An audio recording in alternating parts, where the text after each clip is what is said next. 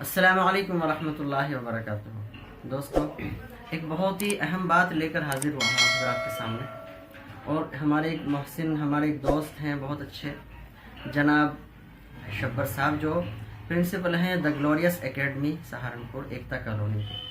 انہوں نے مجھے حکم فرمایا، میں ان کی بات کو حکم ہی سمجھتا ہوں کیونکہ ہمارے بہت اچھے دوست ہیں، بڑے اچھے محسن ہیں ہمارے وہ۔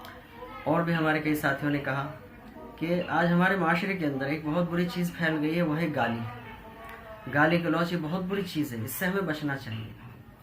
تو دیکھو، گالی کتنی بری چیز ہے۔ گالی دینے سے کیا ہوتا ہے کہ ایک دوسرے کے اندر نفرتیں پیدا ہوتی ہیں، آپس میں بگاڑ پیدا ہوتا ہے، توڑ پیدا ہوتا ہے۔ آدمی کسی کو گالی دیتا ہے، اس کو غصہ آتا ہے، پھر وہ اس کو پلٹ کے گالی دیتا ہے۔ حدیث پاک میں آتا ہے جس کا مفہوم ہے کہ اپنے ماں باپ کو گالی مت دو۔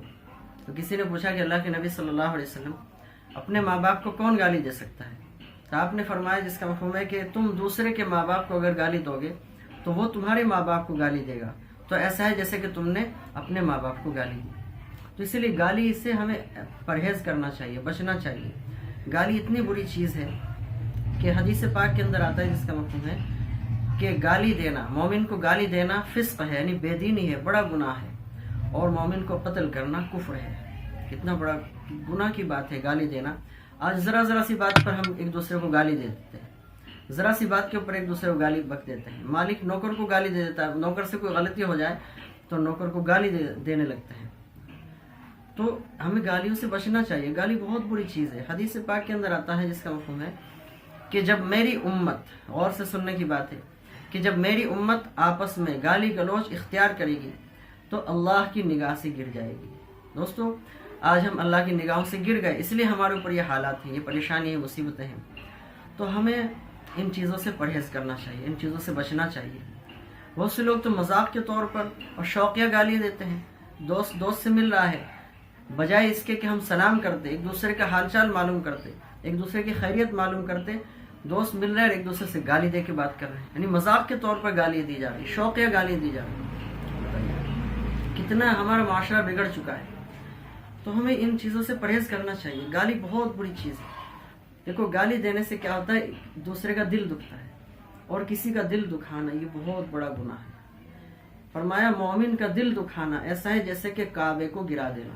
بتائیے، کوئی ایمان والا، کوئی مسلمان کعبے کو گرا سکتا ہے؟ نہیں۔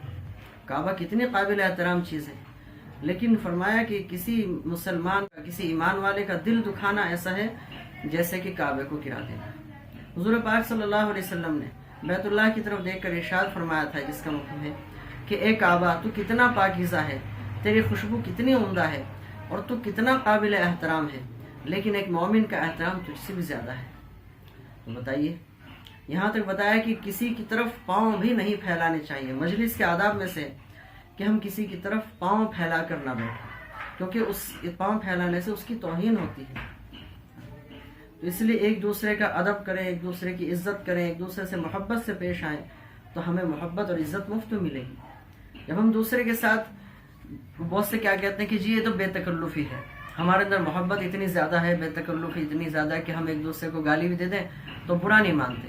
لیکن دوستو، آپ دیکھنا کہ بے تکلفی اتنی بڑھ جاتی ہے کہ پھر وہ لڑائی اور دشمنی تک کا سبب بن جاتا ہے۔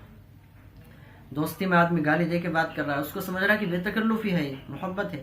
یہ محبت نہیں ہے، یہ دھوکہ ہے شیطان کا۔